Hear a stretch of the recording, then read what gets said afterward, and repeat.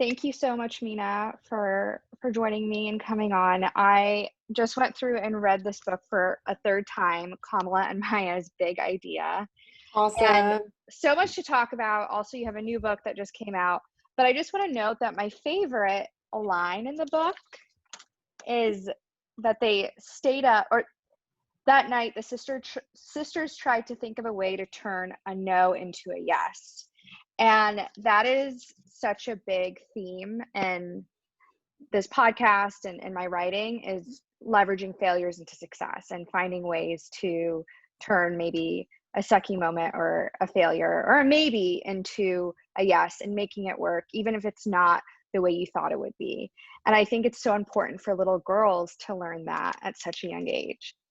But before we get into the next, your new books, I want to know more about your background. You're a lawyer, you worked in politics, and you are the CEO and founder of Phenomenal. When you were a little girl, what did you always know you were going to become a lawyer? Was that just like in you? Oh my God, this is funny. I don't know why I've been getting this question a lot lately. I don't like normally get this question, but for whatever reason, I've been getting a lot recently, which is interesting to kind of just think back to, what influenced me to become a lawyer. I think, yes, I definitely, as a child, thought and thought that I would become and aspire to be a lawyer. And that's in large part, I think because of my family, right? I was surrounded by lawyers. My mom and aunt are obviously lawyers. My dad is a lawyer. But also my grandmother was not a lawyer, but all of her friends and sort of our extended family, who were a lot of her friends from the civil rights movement, they too were lawyers, right? And my aunt actually talks about this a lot in terms of, how she was raised, and what inspired her was that in the 60s, the lawyers often were the heroes, right? They were the ones that were fighting in court and, using the law to achieve or to fight for racial equality. So similarly for me, especially through my mom and aunt, I was able to see what good you could do in the world with a law degree, right? And that a law degree was a powerful tool to fight for your community and to fight for equity and equality. So that definitely influenced me. I always say that, sort of to my family's credit, no one pressured me to become a lawyer. It was always, I think the emphasis was on education and excellence and achievement, but no one said, we expect you to become like your mom and aunt, or we expect you to, follow in their footsteps. But rather it was, something that I was around all the time. And it was very much to the perspective of social justice and activism and public service, right? And public interest law. On the other hand, I've always been a creative person, and I've always known that about myself. I spent, every summer of my childhood, basically the entire summer, in art camp. I love to paint and draw. I was, very into visual arts in college. I got into photography. And in that way, as I said, like my grandmother especially supported all of my, passions. But for her, it was sort of like, all right, if you want to become a photographer, great. Then you need to go to, school for that, right? You need to get training and be excellent at whatever you do. And I say that to say that law school also in many ways was sort of the path of least resistance for me, right? It's sort of what I knew, was what I saw all the time. But going into it, I think I knew in the back of my head that it wasn't something that I might do in a, like a formal law practice for the rest of my life. It was not necessarily my, passion or sort of career goal to, and that changed over time. I think initially it was, otherwise maybe that would be a very silly reason to like go through law school and do all that. But as, I think in the back of my head, I was also sort of like, I'm not sure if I really want to do this for the rest of my life. And now becoming, an entrepreneur and fully embracing that, it has become ever more clear to me that that is my passion. And, I think it's really that creative side kind of fully coming through. But, having the law degree and that foundational, I think, skills and education is very important to me, also becoming an entrepreneur and building a business. So when did you decide to kind of make that switch from focusing more on the law side to fully embracing your creative and entrepreneurial side and launching Phenomenal? Yeah, I would say it wasn't sort of, I mean, I can point to a moment where I decided like, I'm going to build this thing and run to this thing and I can get to that. But before that moment sort of came together, and it was a bunch of moments, right, that sort of intersected and made that possible, I was kind of like slowly backing away from traditional law practice, which means that, I went to a big corporate, white shoe law firm. I practiced law for several years.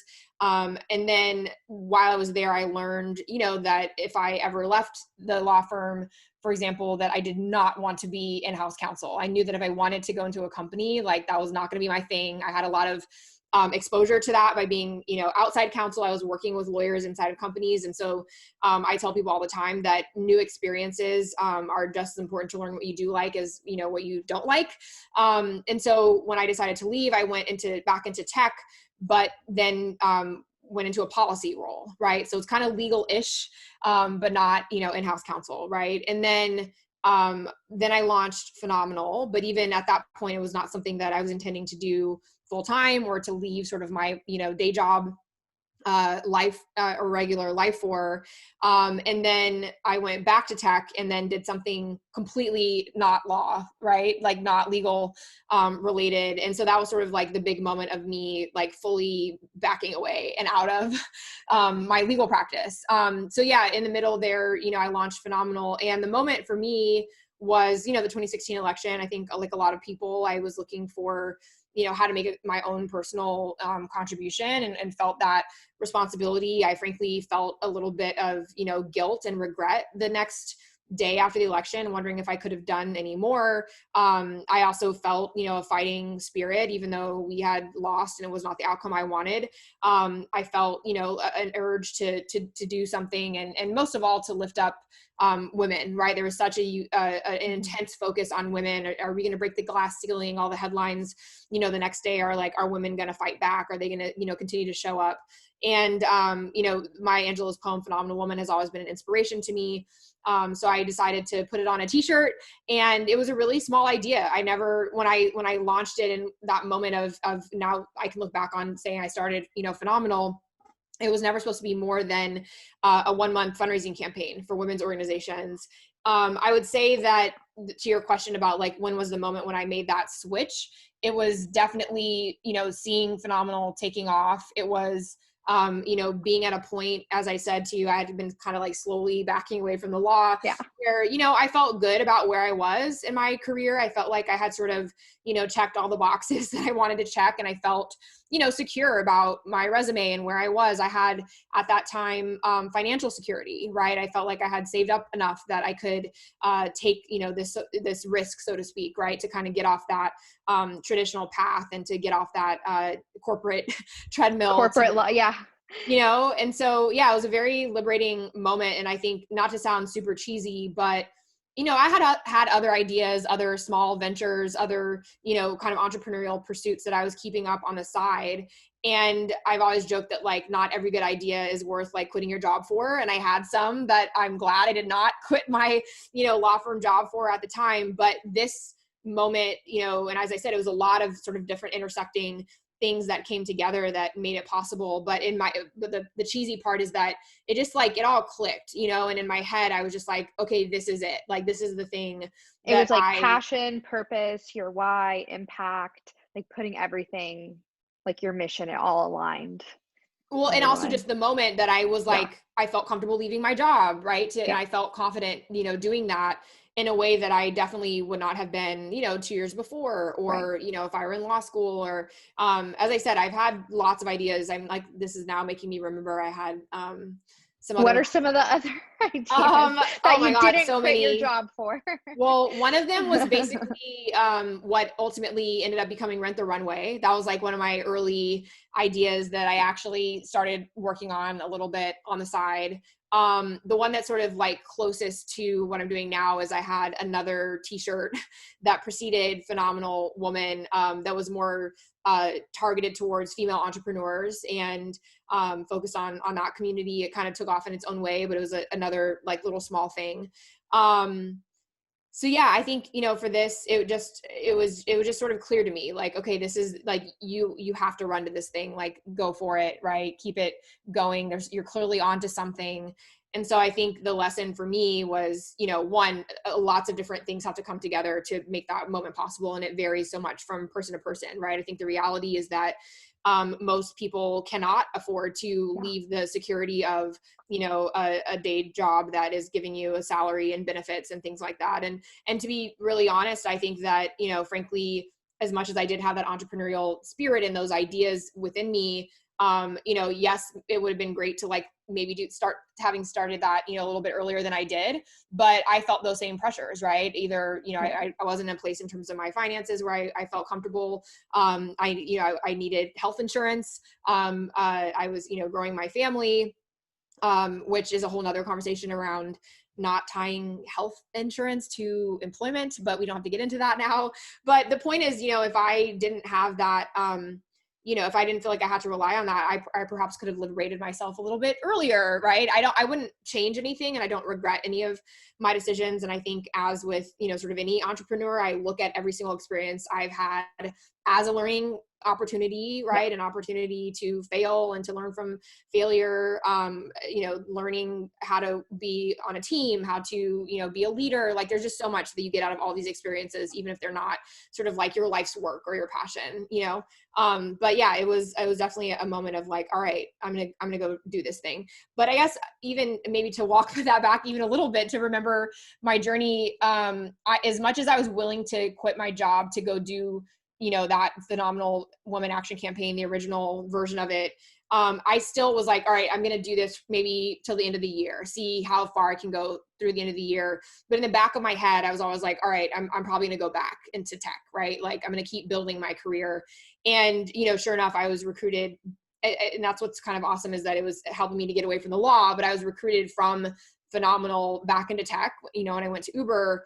And it was not until this past June, the day before I launched my first book, that I finally made that like actual real leap where I left and I was not looking back. I currently do not have any plans all the way back in my head to like go back into tech or go back into corporate. Like I am now fully free and liberated to fully embrace, being an entrepreneur and building my business. But, it was like an incremental sort of, progression for me that has happened over the last 3.5 years, right?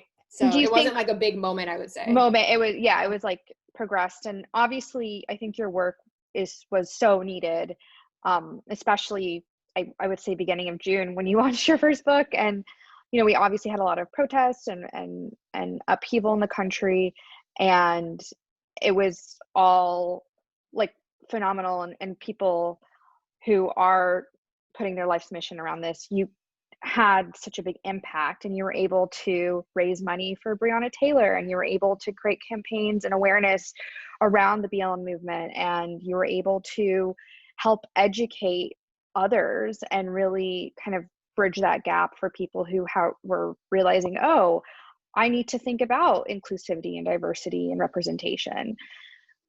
Did you have this all leaving Uber and launching this book? Obviously you didn't know this was going to happen. When June came around, did you just go full force? I mean, have you slept this summer? No, I have not. It's actually, I just realized, I haven't slept basically in like 2 years, because I've been involved in politics too as well, obviously. And the primaries, effectively started January of 2019. So this has been like a long, too exhausting 2 years.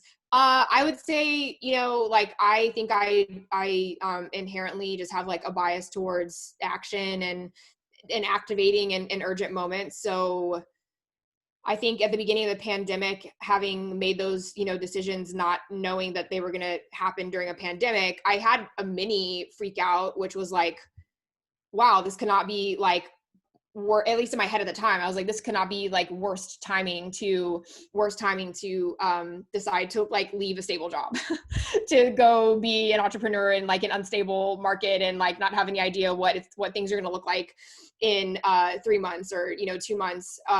Same thing with the book. I mean, my book launch happened in one of the biggest weeks of protest, right? And frankly, the days leading up to it, I felt like it just seemed so insignificant and small in comparison to what was happening around the world, and felt like, why would I even be talking about this thing given what's going on? And I think luckily I had, friends and family and others that were helped me to realize that it felt almost like it couldn't have been more needed in that moment, right? Yeah.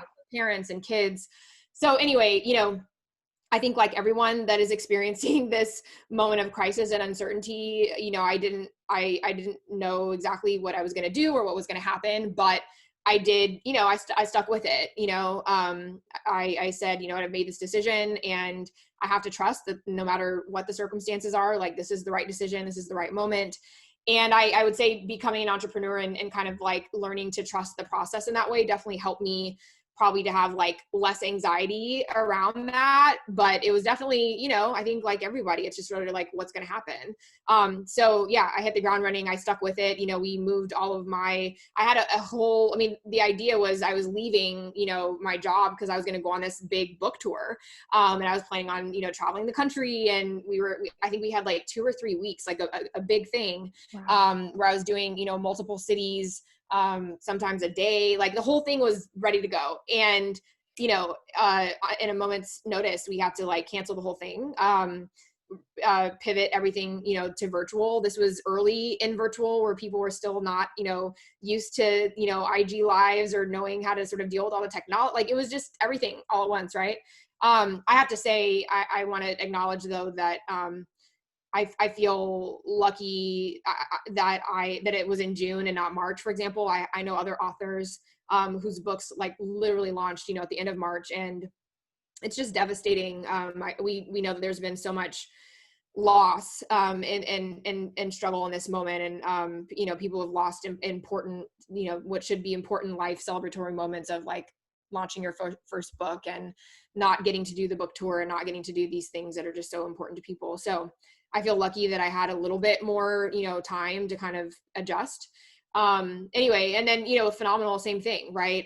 We already are, I think, very successful and unique at active and are known for, activating in urgent moments and being able to leverage the, power and influence of our platform to raise awareness around urgent issues and to make, access to, information and public awareness and education, easy and accessible for everyday people. So I think one of the very first campaigns we did was, it was a campaign for the Asian community to address the anti-Asian racism, right, that we were seeing and continue to see coming out of, the pandemic. BLM, you talked about, same thing. We activated in that moment to do another big campaign to support, the protesters and Black activists and the organizations that have been doing this racial justice, racial equality work for so long. So, it's really about understanding what our sort of unique, contributions can be in these moments, which I believe are, as I said, raising awareness around these issues, amplifying the work, supporting the work of organizations, and being able to be nimble and ready to kind of spring into action when this stuff happens. Speaking of being nimble and springing to action, one of the things I love are your shirts and your sweatshirts. You guys are so quick to make. I just went to your site a little bit ago. You have everything from the RBG, Ruth Bader Ginsburg sweats and the sweatshirts, the I'm Speaking sweatshirt, which I love. Mm-hmm. Do you guys just kind of wait for, or do you have a team? How fast can you make that turnaround to say, okay, someone said a great quote, we're turning it into a t-shirt or a sweatshirt, or, we're honoring someone like RGB? Yeah, it's, we can be very quick, as you've seen. I honestly, we're still scrappy and small. And so I wish I could tell you, and maybe, I don't know, maybe as I say this out loud, like, I'm not sure that I would want this to be my approach, even if I had all the resources in the world, like, that I have a team that's like waiting for a quote to like make something. It's actually really, frankly, not at all that, kind of like strategic and opportunistic, frankly. It is very reactive. Again, that's maybe not the best like business model. Sometimes it creates chaos, and, we got to move really, really fast.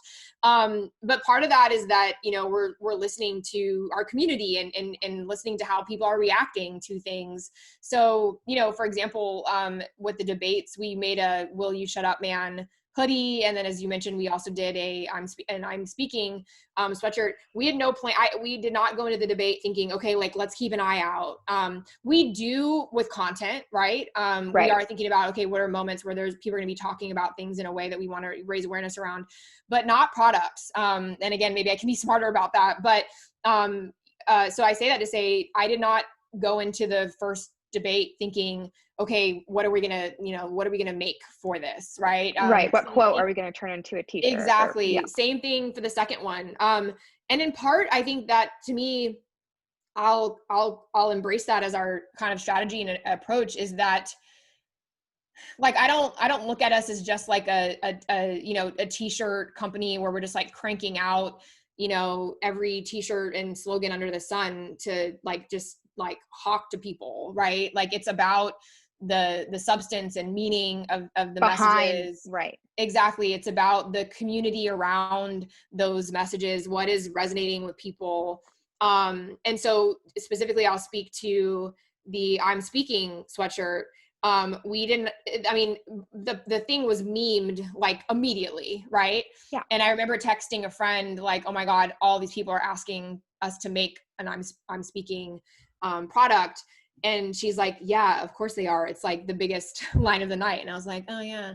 But we didn't do anything until it was clear that like people were like hounding us for this thing. Like, people really, really wanted it. And that message and that moment really resonated with them. Right. It was only after that we were like, all right, fine, we'll do a sweatshirt. So yeah, I think that's part of, as I said, our philosophy, which is, listening to our community, really wanting to have, a meaningful sort of approach and engagement around these topics and conversations, and not just sort of like pumping stuff out for the sake of, right, like selling stuff. That's not who we are. And I think for especially like women across the world, that just simple "I'm speaking," just being able to wear that, whether it's a sweatshirt or even if there was like a necklace or something, and we just want people to know, hey, like, when I'm talking, like, give me the floor, you'll have your chance to speak. And just wearing something like that, it's like a subtle, like, unified being, people will understand that, I do stand my ground when I am talking. I do expect you to respect me, to listen to me, and I will listen to you. And and I've had so many conversations, and I think a lot of women were having conversations after that night, being like, how many times have you had to tell someone, Mm-hmm. excuse me, I'm speaking, can you let me finish? And I think that's what resonated globally with everyone. It was like, wow, like, this is something we don't talk about enough, and that we don't get a platform or a chance to speak, whether it's like at home or at your job or volunteering or whatever. It's everywhere. So Mm-hmm. Well, it's another good point in that. I mean, something that we're also thinking about is our sort of brand voice, our, kind of standards and philosophy around what we're promoting in terms of messages, right? And for the most part, they all go back to, lifting up, right? Celebrating, owning your power, right? There are these themes that I think permeate, for the most part, everything that we do. And so,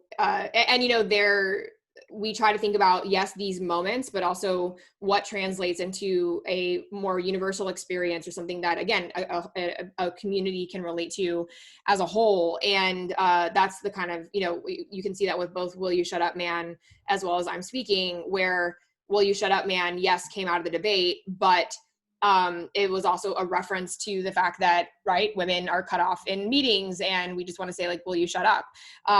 Or, for "I'm Speaking," it was literally on that. I mean, they kind of go together at this point, yeah. right?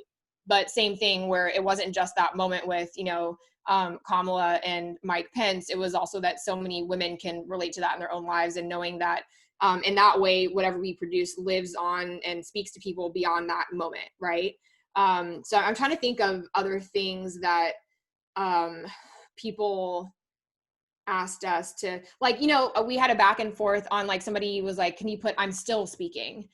And it's like, no, because that's just like a totally different message, right? It assumes, one, that somebody has already cut you off, versus sort of coming to it with more power, right? It can mean And assertiveness. exactly, like, I'm speaking, right? That is my power. I speak in the world, right? Versus doing it vis-a-vis a man, right? Having cut you off and shut you up. So it's kind of, it's owning it in a different way. So we think about, you know, that level of detail in terms of what is the, like, long lasting, you know, message that we know will resonate with people. I'm trying to remember, there was something else specific that somebody asked for, and it was sort of like, somebody else can make that shirt, right? Like, that's not what we do. Thinking about these sort of different, you know, standards of how we approach stuff. God, it's gonna kill me not to remember what it was. Oh, I know. I will not be lectured, right? That was another big line from the night. And I love that on somebody's shirt, but to me, that if you're trying to have something like that has sort of broad appeal beyond the moment, once again, it's doing it only in relation to, you know, somebody lecturing you. It's not coming to it sort of with that sort of initial, you know, power and strength unhindered and unburdened, and not acknowledging, right, sort of the stuff that we receive and have to navigate in terms of these challenges. It's also, I'm just trying to think how to articulate this. It's also just like, to me, that's not very uplifting, right? It's sort of like, yeah, it's a response back to somebody, and I think there's strength in that. But I don't know. It's after they've already been put down. Yeah, exactly. Yeah. So it's not operating from a place of, you know, your own inherent strength and power and lifting that up and claiming that and owning it. It's doing it in relation to, so anyway, this stuff is obviously can be kind of like nebulous. And, I think it's fascinating to hear how that comes about, and like the process. I think a lot of people are like, whoa, that's genius. But hearing that, how you guys like operate from a community first standpoint, that holds universal message across the board, it's really fascinating. Okay, so speaking of giving young girls across the world power and representation. First off, I love in the book how you gave a lot of the characters curly hair, different textured hair, straight hair, a lot of different races and ethnicities. I grew up in Kansas. I'm a first generation American Egyptian. I have really curly hair, but I spent so many years straightening it. My curls aren't as beautiful as anymore because I was told curly hair isn't pretty, it's ugly. People try to cut my hair off, throw stuff in it, you name it. And I didn't grow up around a lot of people that looked like me. And everywhere in the media, books, TV, posters, billboards, no one looked like me. So I thought looking like me and being something other like me was ugly, and I couldn't dream big. I couldn't do big things. And it took me a really long time, and maybe I'm still struggling with it. Like, I'm wearing my hair straight today, to get over those kind of narratives I was told as a child and I grew up believing. So seeing a book like this and your new book, Ambitious Girl, is so like warming to my heart. I just want to say thank you for doing this. Thank you. But what I have to ask, so I read the book. It's such a cute story on how Kamala and Maya, your aunt and mother, came up with this idea to create a playground in their apartment's courtyard. And they had hurdles. They were told no, then maybe, and they just figured it out, and they were persistent and they never gave up. Was this first book inspired by kind of growing up and seeing your mother and aunt, how they operated? Or was it kind of a combination between your childhood and wanting to speak to your girls? How did the first book come about? Yeah, all of that, frankly. I mean, there was a lot of different motivations for writing it. I think first and foremost, it was, becoming a new parent and having a lot of different sort of thoughts. One, including, raising my daughters and recognizing as a new parent what a unique, family I grew up in, and thinking about how do I carry that forward and pass on that, those values and value systems and lessons to my own kids, but also understanding that they are growing up in different circumstances than I did, and how to do that.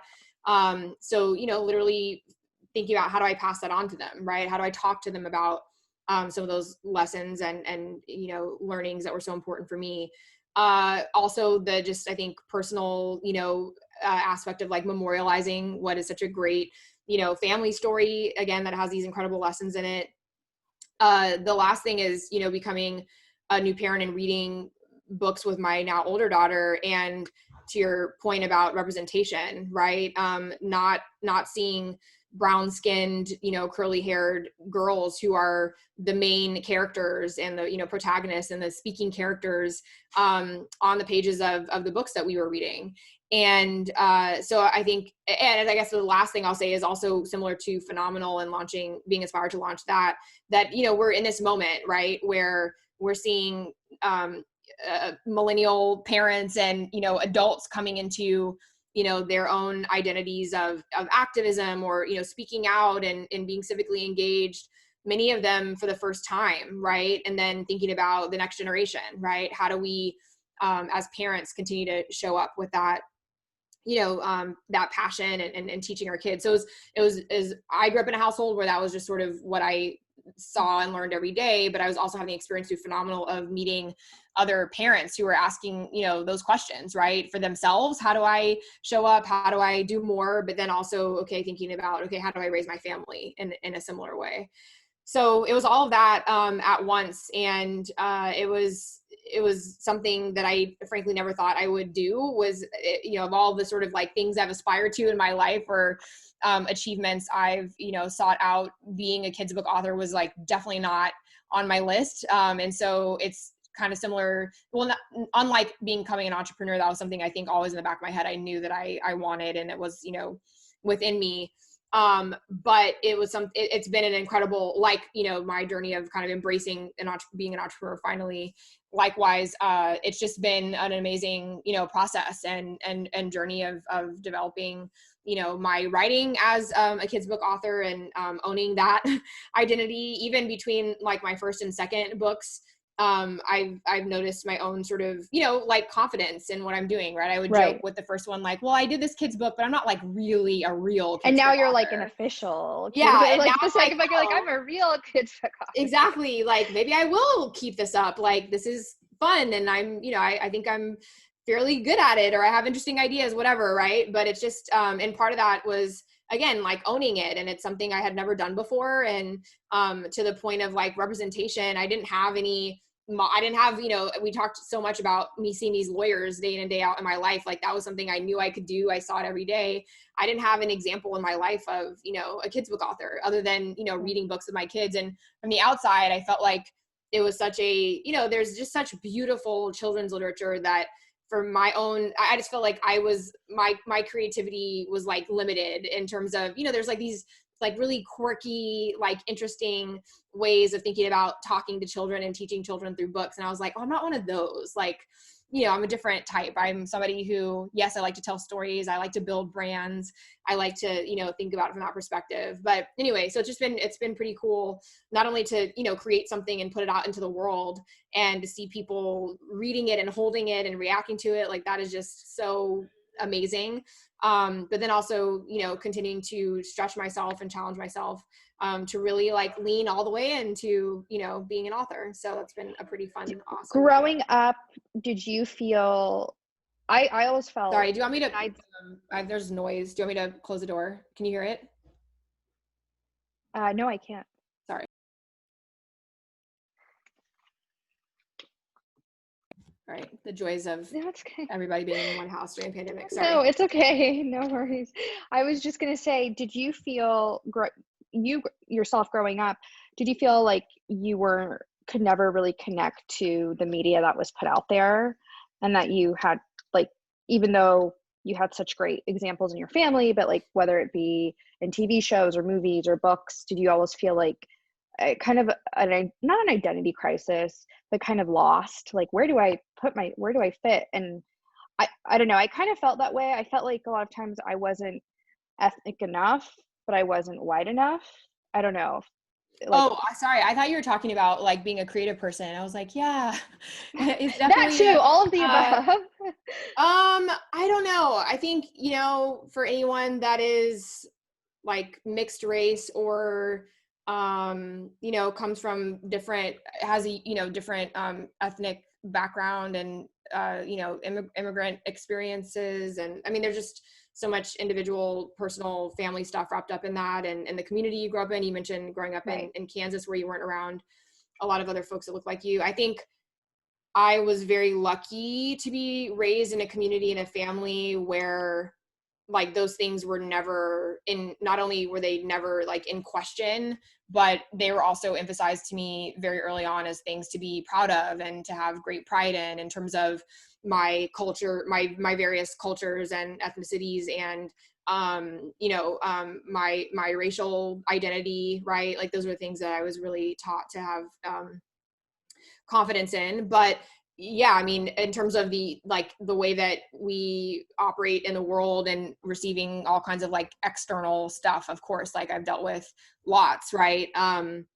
Including, you know, like being very fair and people not knowing, you know, what I am, right? Right. That's I've had my favorite people, question. What are you? I'm yeah, like, exactly. where are you from? I'm like, oh, I'm from like Kansas. No, where are you from? And I'm Exactly. like, I'm from Wichita, Kansas. You're like, no, but like, what are you? And I'm like, what do you mean? I'm human. Exactly. I think for me, it just, I've become, I'm sure you can relate to this. It's just sort of like sometimes that is annoying. Sometimes it's exhausting. Sometimes you're willing to entertain it. But I think what I've learned in part just because of, you know, how I was raised is like, I don't owe anybody shit. You know, I'm confident in who I am. If you're confused about it, that's your problem, not mine.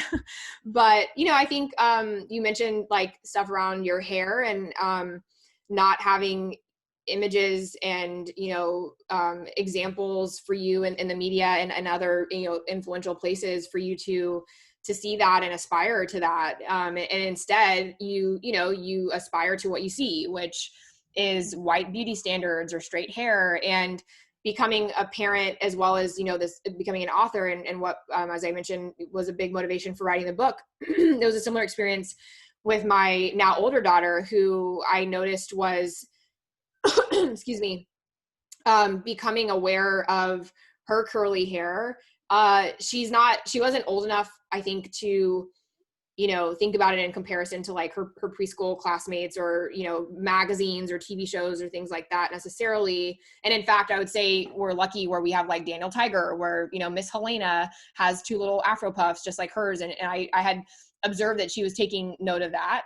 But anyway, she was noticing that her hair was different than mine and was commenting on sort of like straight hair. Mommy, your hair's so long and straight. And I was like, oh gosh, what's going on?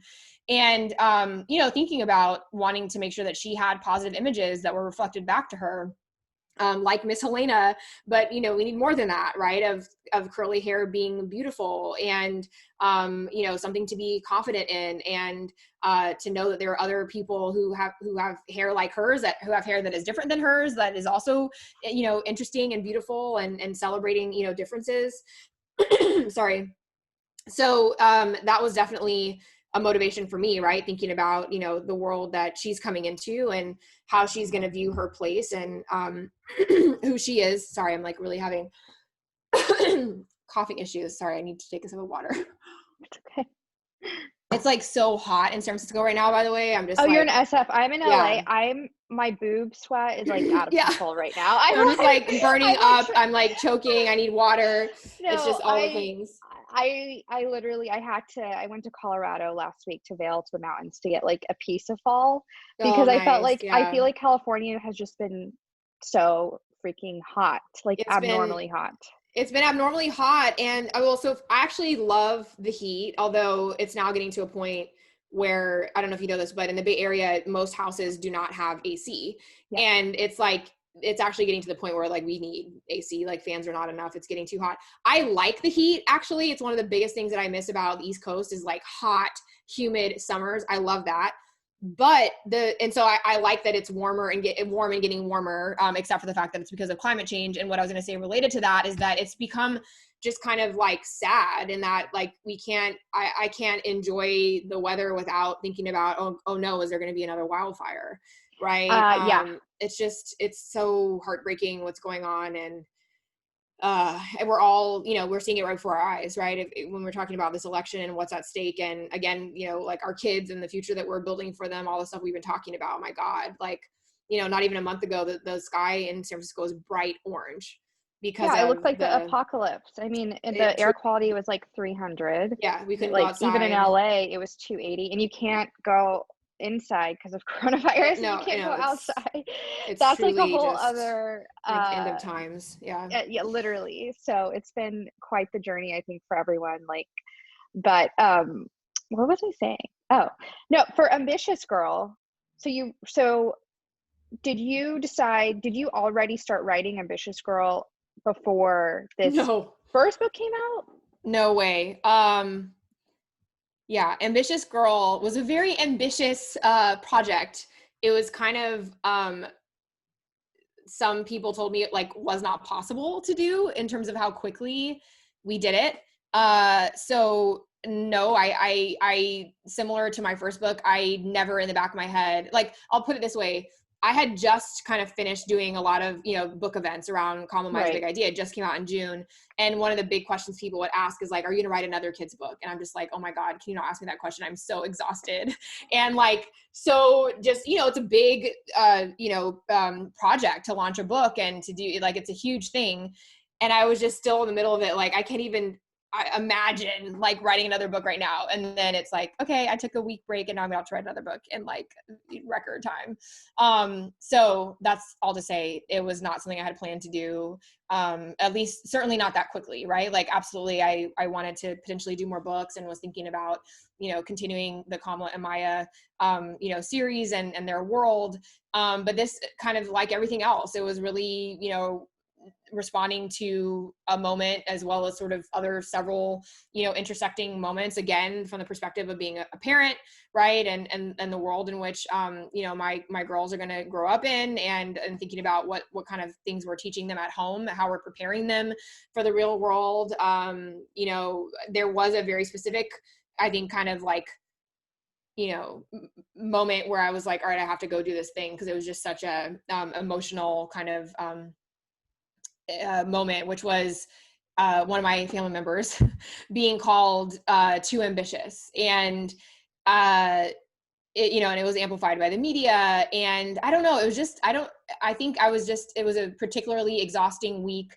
I was particularly kind of like just fed up with a lot, and it just kind of like really stopped me in my tracks. And if I'm being honest, it kind of like briefly really like messed with me and like broke me, where I was just like, enough. I get it. We get it. Women understand like that you cannot deal with strong women, ambitious women. We understand that it's too much for you. And like, enough with the, you know, sending us this message day in and day out. Like, I'm equipped to deal with it because I was raised in a family where I was, you know, taught how to deal with these challenges. We've all heard it. We've all seen it. But I just had this moment of like, this is too much, you know? And at a certain point, as much as we may be equipped to deal with it, it's like, that still affects you, right? It still hits you. And it's sort of this like constantly being beat down. Anyway, the other reaction I had was just like, God damn it. Is this seriously the same shit that like people are going to tell my kids? You know, that they're too ambitious and that they're too this and too that, and, you know, too competitive or too aggressive, too loud. I just like all the shit that we're told. And by the way, that men are not told. I just had enough. So that inspired me to action. And I was just like, I want to create something not only for my daughters, but for girls and frankly, women and all of us who need to do this like unlearning. And right. Like, I was just going to say, I think all of us still have that little girl inside of us that needs to unlearn a lot of those and we know that this affects us. I mean, I think back not so long ago. I mean, it's like present day, right? Where, especially in politics, right? It's sort of like, oh, you know, she's really ambitious. She has political ambitions. It's just like, it's like a dirty word. It's something that, you know, we have been taught to like hide or even be like ashamed of, or like to downplay, right? Like, I'm ambitious, but not too ambitious, and it's because, you know, it's the way that society has defined that term to be used in a negative way against women is like, you know, as if it means that we're like sharp elbowed or, you know, power hungry or ambitious for ambition's sake. Like, first of all, what does any of that even mean? But also, again, we don't say those things about men. So I just imagined, like, you know, and of course I had the experience of writing the first book and therefore like knew what was possible, knew how to do it, you know, had some experience and knew that, you know, I had that sort of, you know, confidence, like, okay, I can do this again. But, you know, thinking about it from the perspective of like, how amazing would it be if little girls read this book every night, and a book that's about claiming their ambition and power and knowing that, you know, ambition, whatever that means for them, is something to embrace and be proud of. And then they wake up the next morning and like go into the world, right? Like, and go about their day full of confidence and, you know, claiming and their power and ambition, and how amazing that would be. So that's what inspired it. And you know, again, teaching my kids, right, what that means, and helping them to, I think, contextualize, you know, other things that I hear them saying and seeing and aspiring to, and saying like, that's ambition, right? And that's a good thing. You tell me, my older daughter has been saying for the last 2 years that she wants to be a president when she grows up. Like, you know, explaining to her that means that you're ambitious. That those are your ideas and hopes and dreams, you know, and we are going to support you in whatever you want to do. And you should continue to think about what other, you know, you can have lots of ambitions, right?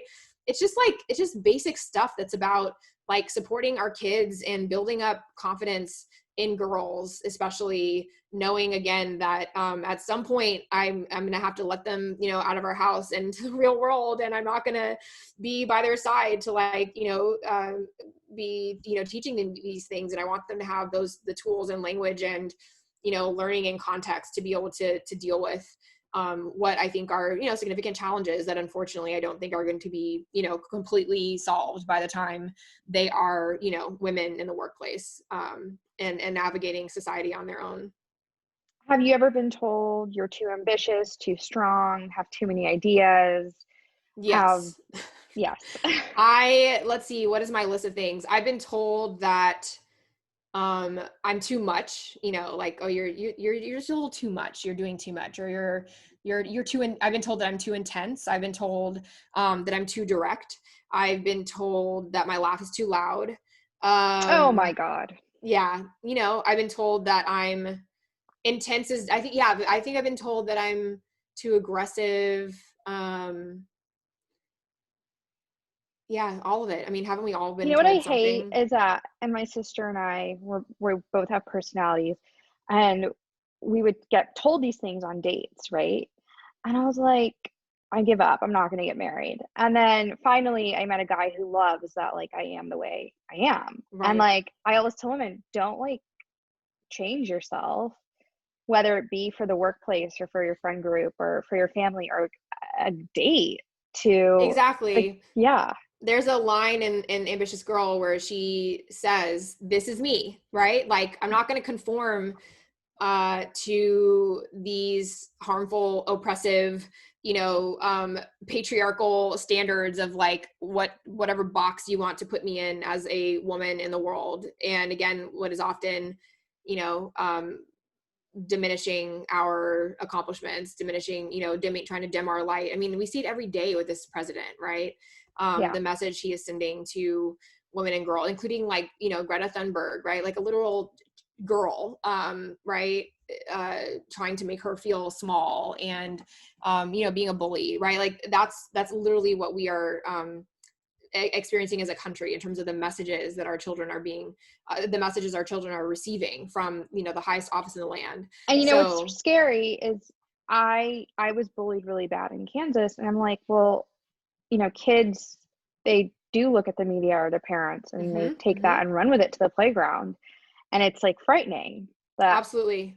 that Yeah, is no, I mean, the it's the kids normal. soak up everything. They soak Right. up the bad stuff. And the point about, you know, uh, creating books and other, you know, things like this is that they also soak up the good stuff. And you know, if we can create things that are available to them to help, you know, make sure that they are getting positive messages that are going to, you know, help them in the real world. I think, I mean, that's another thing that I think about as a parent, is that I think there's a lot of great stuff around like girls empowerment and girl power and rah girl power, which I think is really great. But I also want to be like real with my kids, that it's not going to be easy for them, right? I mean, that's how I was raised, to be ready to deal with challenges and unfairness, right? In my family, I was always taught that, you'll have to work twice as hard, for half as much, right? Like, Yeah. my grandmother, frankly, almost suggested that like everything I did in life was going to have to be a fight. Like, I was going to have to fight for what I want and who I want to be and what I want to do in the world. So it's important to me to, have those sort of like honest conversations, and in parts because, again, I want them to be prepared to deal with those challenges, and not kind of, coddle them or baby them or create some, frankly, false Fairy tale, false yeah. fairy. We grew up on the fairy tales, and look what, I mean, it didn't do much Yeah, for us. exactly. Oh my God. I mean, that's another thing that's amazing to realize, as much work as we still have left to do, just how much progress we've made. Going back to some of the stuff that we read and watched as kids, it's stunning. Like, I remember I knew enough not to, like, at least yet, like, I haven't let them watch The Little Mermaid all the way through for this reason. Like, I'm not trying to do the whole, like, lusting after this, like, man, whatever thing, narrative. But I was like, maybe they can just look at one of the songs on YouTube, right? Like, I'll show them a little clip. And I happened to land on the Ursula song, where she's basically like, what is it, like, trying to take her voice away so that in exchange for like being with this man. Yeah. Like, it's just, oh, that's right. That's what, like, I'm just staying away. But anyway, I turned it on for 5 seconds and I was like, what did I do? I had to turn this off. And that's what I grew up on. I grew up on The Little Mermaid, so we made a lot of progress. I'm proud to be a part of sort of this, what we maybe call like a new class or generation of authors of color, illustrators of color that are really changing the narrative. There are so many folks that came before me who have, paved the way for me to get to, put my books into the world. And I'm so grateful for that. And again, we have a lot more work to do, as much progress as we've made. And I have to ask, is this a true story about, did your aunt and mother actually build a playground in their apartment complex? Yeah, it's based on a true story. It's inspired by a true story. So there's definitely, imaginative things that I brought to the book. But yes, it is based on a true story of their growing up in an apartment complex and asking the building management if they could use an empty courtyard to make it as a space for children to play. So and it's a story that I had heard, growing up. It was sort of taught to me as like the first, instance of them kind of campaigning and fighting for, an issue that they cared about. And again, it goes to the point that, I mean, that's what, we were sort of living and breathing, and it all starts with my grandmother, who was very intentional about, raising us in what was sort of this activist, household. And I think for her, it was very much, as I said before, arming and preparing her girls, to literally to deal with a world in which men would be telling them that they are too ambitious, and to know their value and worth and power, and to not get distracted and held back by stuff like that. And how do you, besides obviously writing these books, how do you tell your children and your girls, how do you inspire them to be ambitious even though they're young? What kind of things do you do, and what kind of things can parents do to instill that in them from the ages of 2, 3, 4, 5, 6? Well, yeah, first, I think books like these are just incredible, building blocks and tools that all of us can use to, start these conversations with our children, no matter their age, to expose them to, different stories that, especially if they're emphasizing diversity, right, in children's books, can start helping to do the work of exposing them to, Black girls as leaders, and, who have powerful voices that should be listened to, right? Like, reading these books is starting that, process. I think the other is just thinking about, kind of universal lessons and themes in your everyday, interactions with your kids, and understanding that these are like really kind of basic, fundamental values and lessons, right? Such as like building confidence. And when they tell you, I want to be an astronaut, my response is amazing. You absolutely can be an astronaut.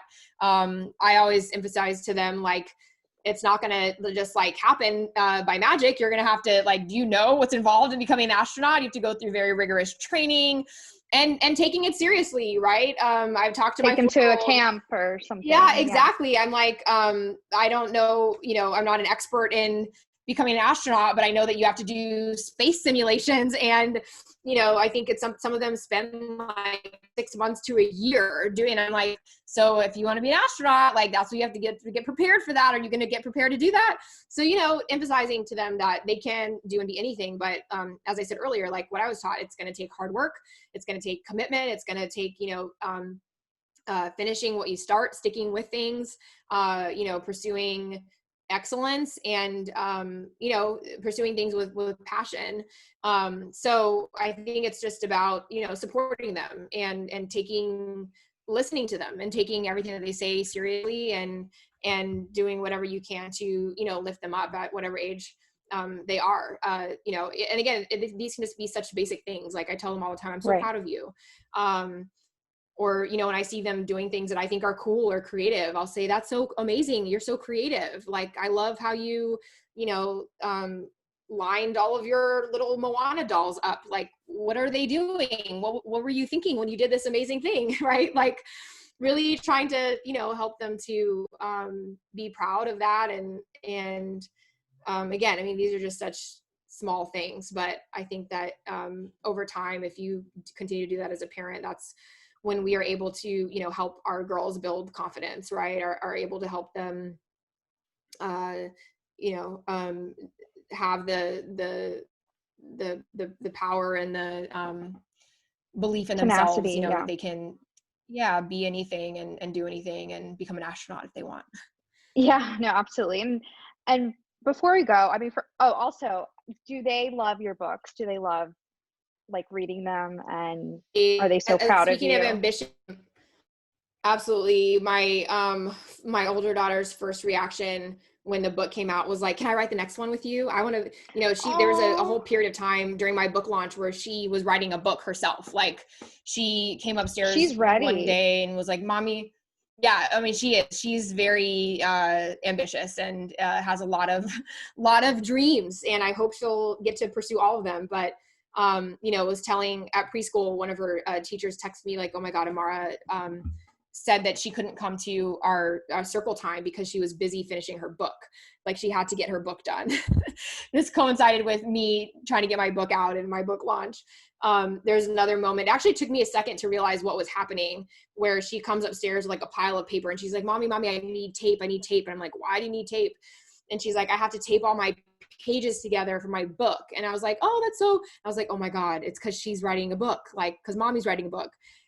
So, I think having kids, just back to kind of bring a full circle around what you said around representation, right? Like you can't be what you can't see. And then having kids just shows you that children literally want to be what they see. So if what they are seeing is the default of, white men in power or straight hair or whatever it may be, those are the images that we are, promoting to them and that they're going to aspire to. And in the same way, it's like, we have a family member running for president. The next day, my 4-year-old is saying she wants to be a president. She reads a book about Mae Jemison, and the next day she's saying she wants to be an astronaut. She sees Mommy, writing a book and being an author. She wants to be an author. Like that stuff is powerful. And, again, they're only ages 2 and 4, but it sticks with them.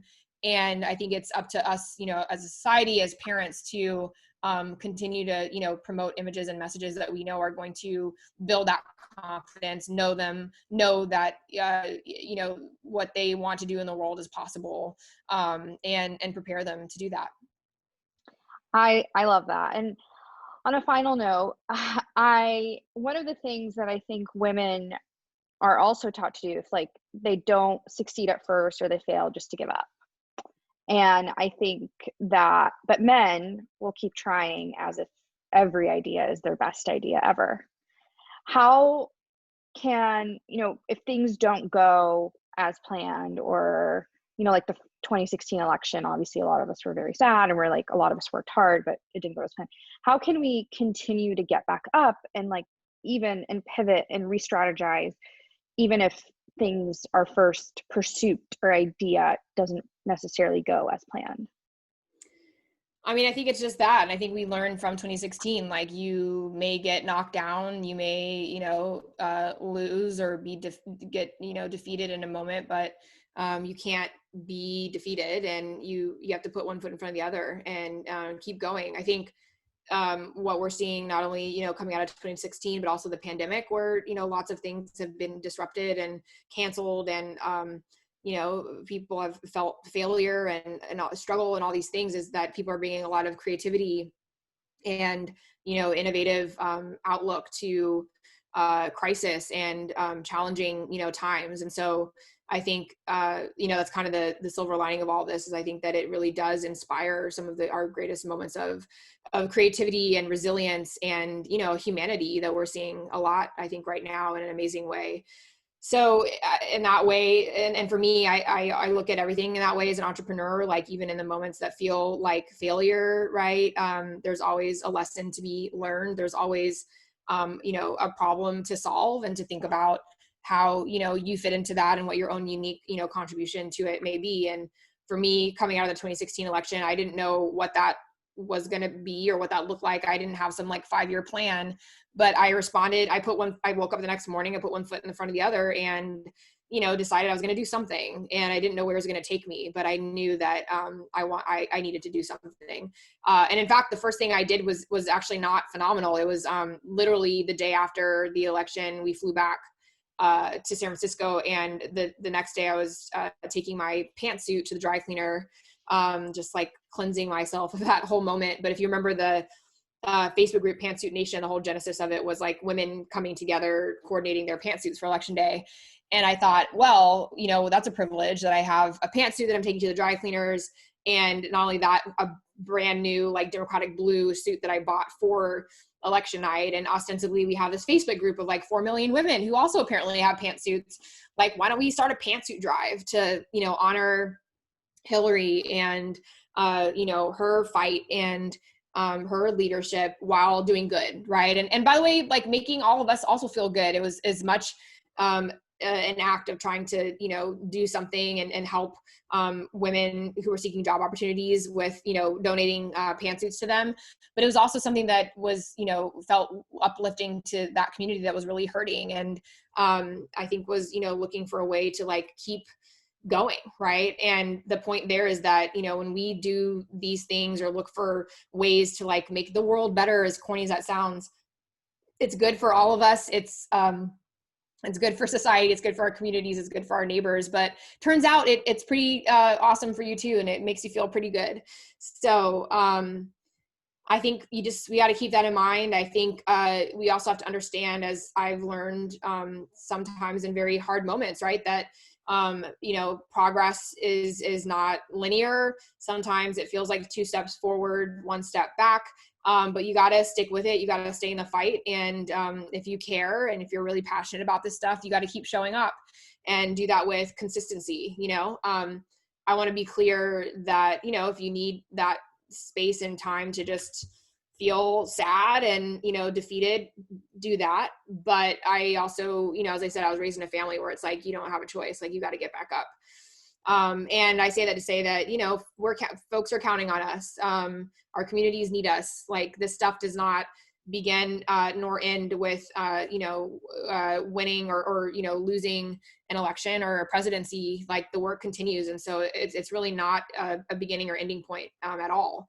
It's just a moment, and we gotta keep it up. So regardless of the outcome, I'll have that outlook. Yeah. And I think in the book, and you say this quite a bit, no one can, correct me if I'm wrong, no one person can do everything, but everyone can do something. Yes, exactly. I butchered that, but no, it was great. You got it. Yeah. So thank you so much for coming on. Where can people buy your books? When does Ambitious Girl come out? Where can they find Phenomenal? Thank you. Yeah. Let's see. I have so many websites now with all these different projects. Phenomenal well, I know they can Girl. find you at Meena. Yeah. So, at Meena on Instagram, at Meena Harris on Twitter. If you want some like more spicy political commentary, that's on Twitter. Phenomenalgirl.com. If you go there, you can access both of the books. Kamala and Maya's Big Idea, as well as Ambitious Girl. Ambitious Girl comes out on January 19th. I hope I got that right. I'm like, this is all still I think it is. I feel like I saw it on January 19th. So it's happening super fast and soon. You can pre-order now wherever books are sold. I would love to ask everyone to shop local and to pre-order at an independent bookstore if you can. They desperately still need our help. Many small businesses, including indie bookstores, are still struggling. So if you're able to support your local bookstore, please do that. And what else? I think that's it. I'll see you on the other side of Election Day, which is 18 days away. So I know, go vote, guys. I think this is the biggest voter turnout we've had in years. Yeah, we are seeing historic turnout, which makes me very hopeful, but also want to remind people that, you know, we saw what happened in 2016. Do not get complacent. Do everything you possibly can from now until Election Day. Beyond that, like I hope that we win, but in terms of what we are up against and you know, what is just wild and having a president and an administration that are not committing to a peaceful transfer of power, we need a decisive victory. Sorry, I don't know if I was allowed to get political here in terms of whose team I'm on in this election, but it's not just good enough to win this election. Of course, that is the bare minimum, and we hope we're going to win, but we really need to have a decisive victory and to be super clear about who the winner is, and that it is not disputed, and that it is not something that is you know, exploited by a corrupt criminal administration that we know likes to steal elections, because that's not even an exaggeration, because they did it in 2016. So yeah, please vote, make a plan. You can go to iwillvote.com and find lots and lots of resources around early voting. You can go in person to early vote. If you requested a vote by mail ballot, you can mail your ballot in. You can drop your ballot off, your mail-in ballot. You can go in person on Election Day. That's where we're seeing these incredible numbers of, you know, folks who are turning out. I have to say that it's concerning and sad people are waiting in line for hours and hours. And that is especially in poorer communities. Exactly. We are seeing that that is voter suppression. It's not okay. But I'm also heartened to see that, you know, people are not willing to go home, and they're seeing it through, and they're making sure that their voices are heard. So again, we have a lot of work to do, right? What we are seeing around voting right now is really concerning, but I hope that the, you know, enthusiasm and turnout that we're seeing is a good sign, and you know, folks are stepping up. So get a vote plan. We will talk. Yes, we will talk soon. And yeah, everything you said. Go vote. Stand in line. Vote early. Also, figure out, read upon things that could also disqualify your mail-in ballot, because I know a lot of people are not aware of that. Yeah, to your point, we're seeing that you know, ballots from certain communities are getting rejected at, you know, much higher rates than others. So again, we are up against election interference, voter suppression, voter intimidation at the polls. Make sure you know what the rules are for wherever you are voting. Yes, you know, there's this whole thing in Pennsylvania around like naked ballots, and you have to like sign the ballot, put it inside a secrecy envelope, and then put the secrecy envelope inside of another envelope, and you have to sign the other envelope. Like we should not have to jump through so many hoops, and it should not be this complicated. But I just can't wait till we can vote on our phones, like yeah, like I just cannot wait till it's like, I mean, you come from the tech space, so I mean, it's possible. It's just like it would then make it too easy for everyone to vote. Well, I also come from a data privacy, cybersecurity background, and so that scares me a tiny bit, just in terms of just kidding. vulnerabilities. But yeah, I don't know. I mean, I'm not an expert on this stuff in terms of, you know, we do a lot of other sensitive activities online, and there are ways to secure those activities. But, you know, again, we're up against foreign interference, right? And we just can't leave that stuff to chance. So yeah, in fact, a lot of what folks have been calling for is paper ballots for this very reason, because of a concern around hacking and interference. Hacking, So yeah. the world is, True. it's a wild, wild world we are living in. But